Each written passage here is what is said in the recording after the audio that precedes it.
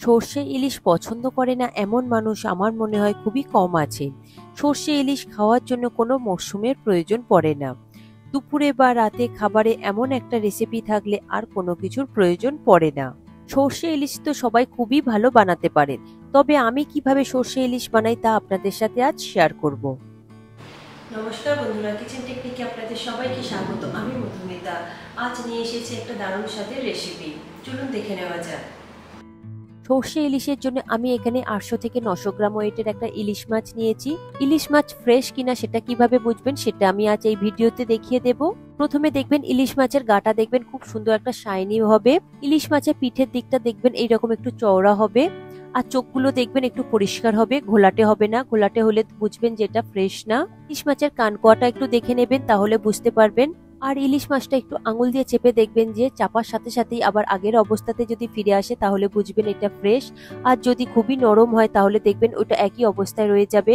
এছাড়াও ইলিশ মাছের স্মেল শুকে আপনারা বুঝতে পারবেন যে মাছটা ফ্রেশ কি ফ্রেশ না। আমার এই মাছটা পুরোটাই ফ্রেশ রয়েছে। এরপরে এটাকে আমি কেটে নেব, নিয়ে তারপরে আমি রান্নাটা শুরু করব। দেখুন মাছটা আমি কেটে নিয়েছি, সেখান থেকে 3 পিস আমি এখানে সর্ষে ইলিশ বানাবো। এরপর মাছটা আমি ম্যারিনেট করে নেব।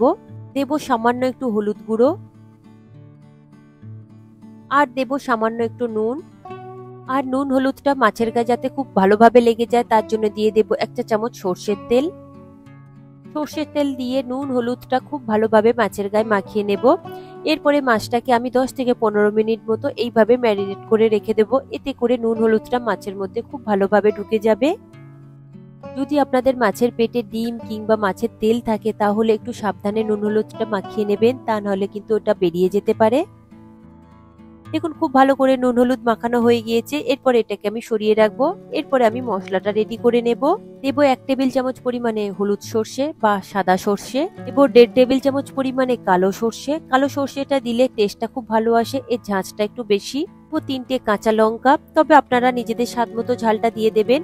এরপর সামান্য একটু জল দিয়ে এটাকে 15 মিনিট মতো ভিজিয়ে রাখবো। তারপরে এটা আমি শিলপাটাতে বেটে নেব, তবে আপনারা চাইলে মিক্সিং জার দিয়ে বেটে নিতে পারেন। তবে বাটবার সময় এতে অবশ্যই আপনারা অল্প করে নুন দিয়ে বাটবেন, এতে করে সর্ষেটা তিতো হবে না। নুন আর কাঁচা লঙ্কা দিয়ে বাটলে সর্ষেটা তিতো একদমই আসে না।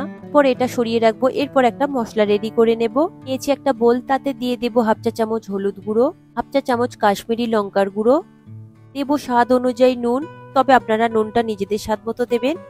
এরপর অল্প করে জল দিয়ে এটাকে একটু মিশিয়ে রেখে দেব।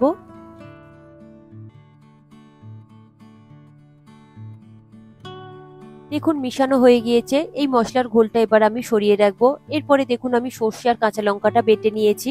সর্ষে আর কাঁচা লঙ্কা বাটবার সময় আমি অল্প করে একটু নুন দিয়ে বেটেছি, এতে করে আর তিতো হবে না। এরপরে এই সর্ষে বাটার মধ্যে অল্প করে আমি একটু জল দিয়ে দেব, দিয়ে খুব ভালো করে একটু ছেঁকে নেব। সর্ষের যে কালো কালো খোসা রয়েছে এটা অনেক সময় হজম হয় না অনেকে, তাই এটা আপনারা ছেঁকে করবেন, এতে করে দেখতেও ভালো হবে আর খাবার পরে এটা হজমও খুব তাড়াতাড়ি হয়ে যাবে। এখন একটা বোল নিয়েছি, তাতে আমি একটা স্ট্রেনার নিয়েছি। এরপরে সর্ষেটাকে খুব ভালো করে ছেঁকে নেব।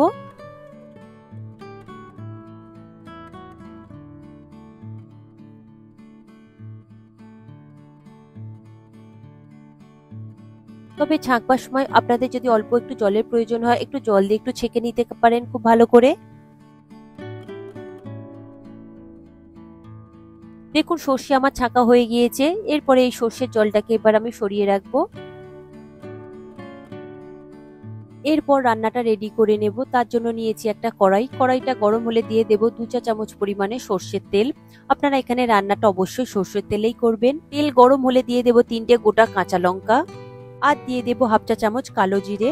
করে গ্যাসের ফ্লেমটা লোতে করে 10 থেকে 15 সেকেন্ড মতো একটু ভেজে নেব। এতে করে কাঁচা লঙ্কার একটা সুন্দর ফ্লেভার বের হবে। কাঁচা লঙ্কার এই ভাজা ফ্লেভারটা সর্ষে ইলিশের স্বাদটাকে অনেকটাই বাড়িয়ে দেয়। কালো জিরে আর কাঁচা লঙ্কা আমার ভাজা হয়ে গিয়েছে। এরপরে আমি মশলার ঘোলটাকে দিয়ে দেব। এই সময় গ্যাসের ফ্লেমটা লোতে রাখবেন। লোতে রেখে 2 থেকে 3 মিনিট মতো খুব ভালো করে একটু নাড়াচাড়া করে নেবেন। এইভাবে তেলের উপরে মশলা দিয়ে একটু ভাজা ভাজা করে নিলে সর্ষে ইলিশের কালারটা খুব সুন্দর আসে। এখন 2 থেকে 3 মিনিট মতো আমি ভালো করে নাড়াচাড়া করে নিয়েছি। এতে করে দেখুন এক্সট্রা জলটাও কমে গিয়েছে আর মশলা থেকে তেলটাও ছেড়ে দিয়েছে। তেলটা দেখুন উপরে ভেসে উঠেছে। তেলটা যখনই উপরে ভেসে উঠবে তখনই বুঝবেন যে মশলাটা খুব ভালোভাবে কষানো হয়েছে। এরপরে দিয়ে দেব অল্প করে একটু জল। জল দিয়ে গ্যাসের ফ্লেমটা লোতে করে মশলাটাকে আরো একবার 1 মিনিট মতো একটু ফুটিয়ে নেব। দেখুন ঝোলটা ফুটে উঠেছে। এরপরে আমি দিয়ে দেব ম্যারিনেট করা ইলিশ মাছ। ইলিশ মাছটা দেওয়ার পরে হালকা হাতে একটু নাড়াচাড়া করে দেবেন। তারপরে এটাকে আমি একটু ঢেকে দেব, দিয়ে 3 থেকে 4 মিনিট মতো একটু লো ফ্লেমে ফুটিয়ে নেব। তবে আপনারা নুনটা একটু চেক করে নেবেন, যেহেতু আমি আগে নুন দিয়েছি, আমার আর নুন দেওয়ার প্রয়োজন নেই। এখন 4 মিনিট পরে আমি ঢাকা খুলে দেখছি, মাছটা আমি একটু উল্টে দেব, দিয়ে আমি দুটো সাইড খুব ভালোভাবে দেখুন মাছটা সিদ্ধ হয়ে গিয়েছে।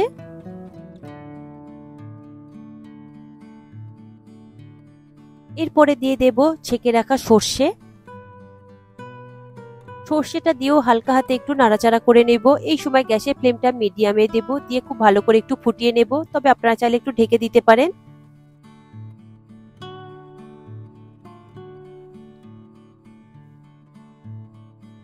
এইভাবে আমি 8 থেকে 10 মিনিট মতো ফুটিয়ে নিয়েছি। দেখুন 10 মিনিট পরে আমি কয়েকটা চেরা কাঁচা লঙ্কা আমি উপর থেকে ছড়িয়ে দেব, এতে করে খুব সুন্দর একটা ফ্লেভার আসে। আর দিয়ে দেব 2 চা চামচ কাঁচা সর্ষের তেল। এই সর্ষে ইলিশে কাঁচা সর্ষের তেল অবশ্যই দেবেন, এতে করে খুব সুন্দর একটা টেস্ট আর ফ্লেভার আসে।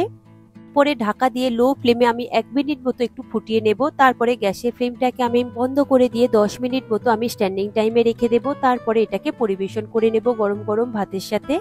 এখন 10 মিনিট পরে রেডি হয়ে গিয়েছে আমার সর্ষে ইলিশ। দেখুন গ্রেভিটা কত সুন্দর হয়েছে। তবে গ্রেভির থিকনেসটা ঠিক এই রকমই রাখবেন, তবে কিন্তু খেতে খুবই ভালো লাগবে সর্ষে ইলিশ। তবে আপনারা যদি একটু পাতলা খেতে চান, তাহলে অল্প করে একটু উষ্ণ গরম জল দিয়ে একটু পাতলা করে নেবেন। এখন 10 মিনিট পরে আমি একটা প্লেটের মধ্যে সার্ভ করে নিচ্ছি। দেখুন রেডি হয়ে গিয়েছে সর্ষে ইলিশ। একদম পারফেক্ট ভাবে বানানোর জন্য প্রতিটা স্টেপ আপনারা ফলো করে তৈরি করবেন, আর গরম গরম ভাতের সাথে এটা খেতে অসাধারণ লাগে। এই রেসিপিটি আপনাদের কেমন লাগলো কমেন্টে অবশ্যই জানাবেন। আর যদি ভালো লেগে থাকে তাহলে লাইক শেয়ার করবার অনুরোধ রইল। সাথে এই রকম সব নিত্য নতুন রেসিপি পাওয়ার জন্য কিচেন টেকনিককে সাবস্ক্রাইব করে রাখবেন। আজ তাহলে এই পর্যন্ত, আবারও দেখা হবে অন্য কোনো রেসিপির সাথে। সবাই ভালো থাকবেন, সুস্থ থাকবেন, আর ভিডিওটি পুরো দেখার জন্য অসংখ্য ধন্যবাদ।